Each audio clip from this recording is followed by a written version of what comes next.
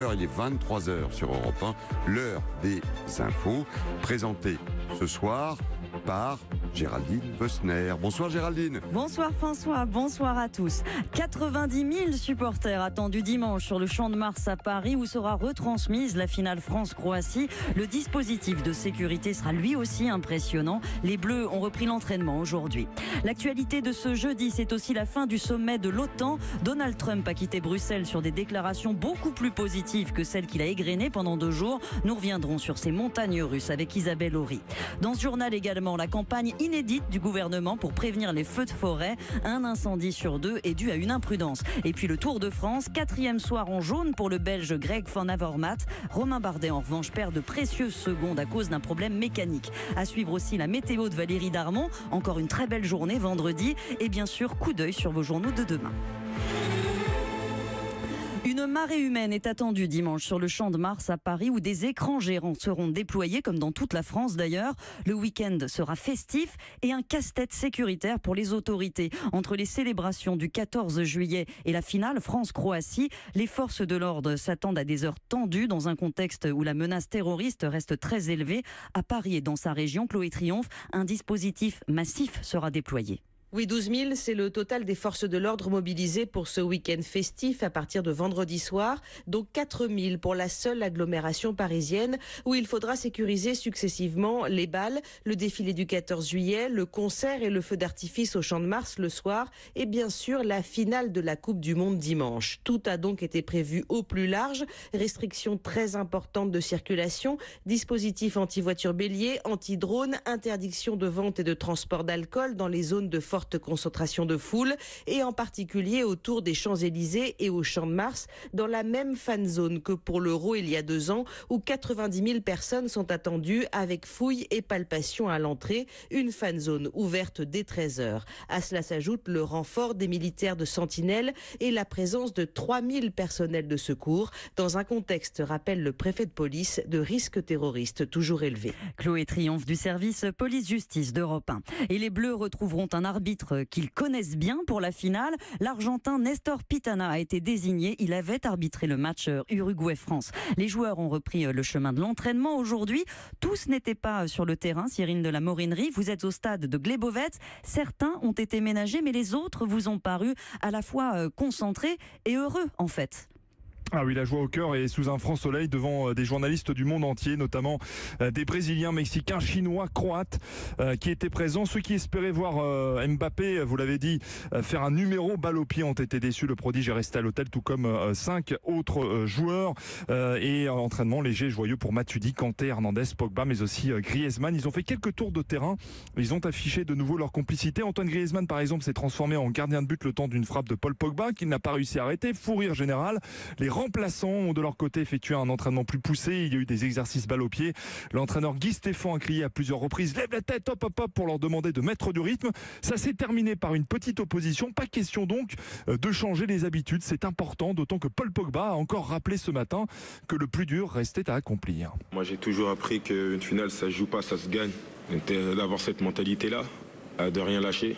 On ne veut pas laisser une autre équipe emporter la coupe, bien sûr. On veut la ramener chez nous. Voilà, on n'est pas l'équipe favori, on n'a rien fait.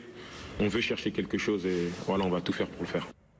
Un état d'esprit remarquable et une équipe qui bénéficie donc d'une journée de plus que la Croatie pour se préparer. Ça peut compter alors que Hugo Lloris, Benjamin Pavard, Varane, Umtiti, Mbappé donc et Giroud sont restés à l'hôtel se reposer. Les Bleus qui se coucheront tôt ce soir. Objectif être en forme pour un nouvel entraînement prévu demain très important durant lequel Didier Deschamps pourrait cette fois travailler la tactique avec ses joueurs.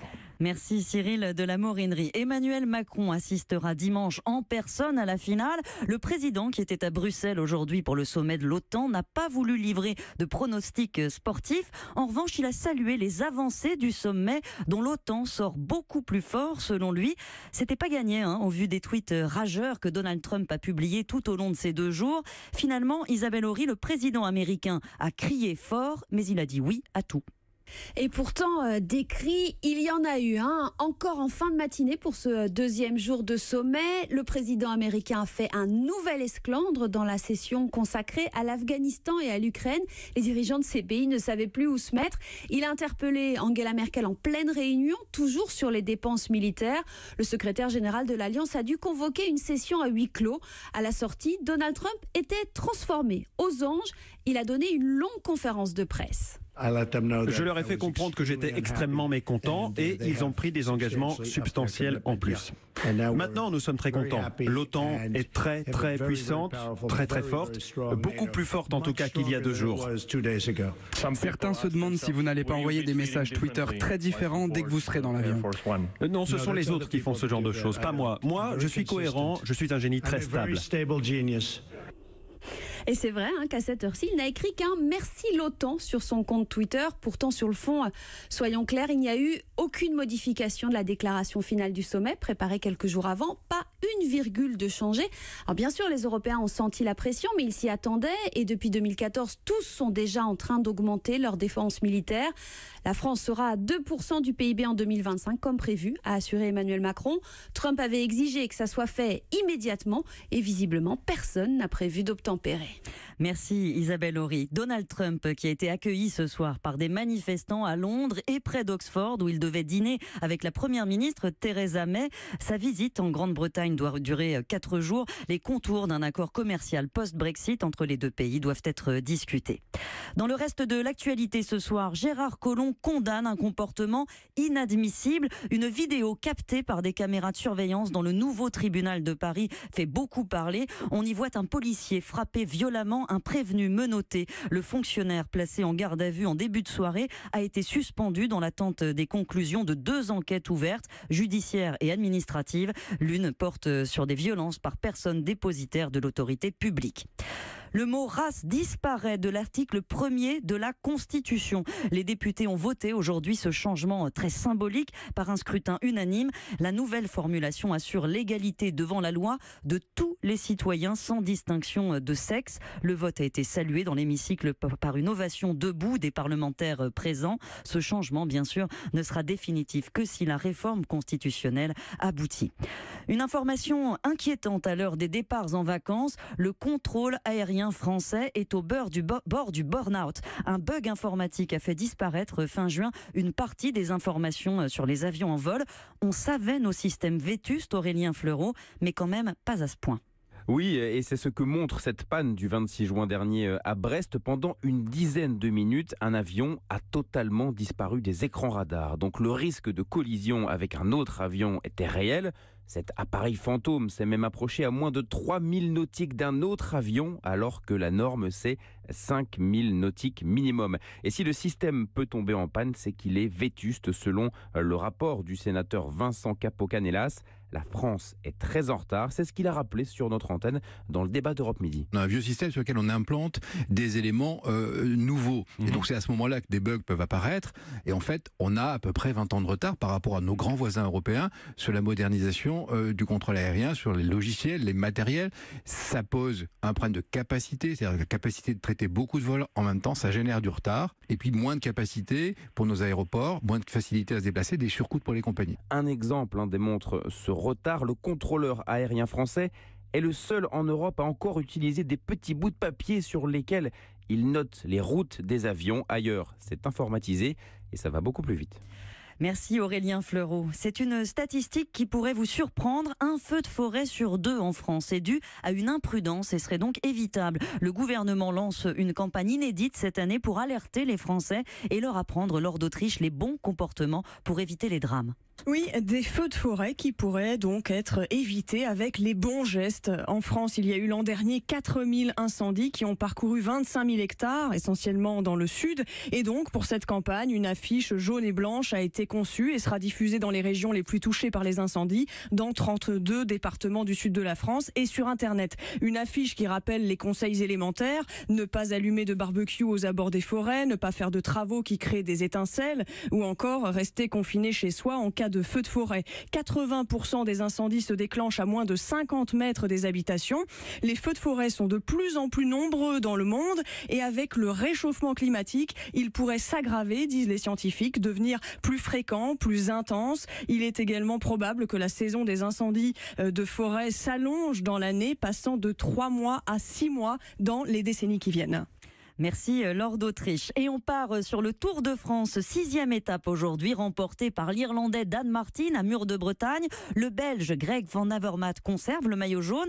En revanche, la journée s'est mal terminée pour AG2R La Mondiale. Son leader Romain Bardet a perdu plus de 30 secondes sur un incident mécanique et son lieutenant Pierre Latour y a cru, mais il a fini 2e. Grosse déception pour le directeur sportif Julien Jourdi. On est toujours dans l'optique de rattraper les secondes et de pas en perdre. Donc forcément, il y a beaucoup de sentiments ce soir qui nous animent, de la frustration pour Romain, de la déception pour Pierre. Ça aurait été vraiment une belle chose que Pierre puisse gagner l'étape pour remonter le moral des troupes. Voilà, ce soir, ça va être difficile parce qu'on n'a pas gagné l'étape. Romain perd des secondes. Il va falloir bien débriefer pour analyser à froid ce final. Julien Jourdi au micro Europe 1 d'Axel May. Et demain, 7e étape, la plus longue de l'épreuve, départ de Fougères en Ille-et-Vilaine, direction Chartres en Eure-et-Loire. Et puis enfin, la finale dame de Wimbledon samedi opposera l'Allemande Angélique Kerber à l'Américaine Serena Williams. La météo, Valérie Darmon, encore une belle journée demain. Beau temps partout et de la Bretagne aux Hauts-de-France, nous connaîtrons quelques nuages assez présents le matin et un risque d'averses faibles jusqu'en soirée, mais l'impression reste estivale toute la journée. De la Nouvelle-Aquitaine à l'Occitanie, le ciel est de plus en plus nuageux au fil des heures. Des orages éclateront sur le relief pyrénéen, débordant jusque dans les plaines d'Aquitaine en fin de journée. Grand Est, Auvergne-Rhône-Alpes, PACA et Corse, impression littéralement estivale. Les températures sont déjà assez élevées le matin, 13 à 18 degrés sur les 3/4 de la France. Sur le pourtour méditerranéen, 20 à 24. Et dans l'après-midi, la chaleur qui s'accentue avec, je vais vous donner quelques valeurs au meilleur de notre après-midi. 36 degrés à Avignon, 33 à Carcassonne, 32 à Lyon et Perpignan, 30 degrés à Bourg-en-Bresse et Clermont-Ferrand, 28 à Colmar, à Nancy, à Nantes et à Tours, 27 à Paris, 25 à Brest et Lille et enfin 22 à Saint-Brieuc. Merci Valérie Darmon. Restez avec nous dans un instant. On jette un coup d'œil sur vos journaux de demain.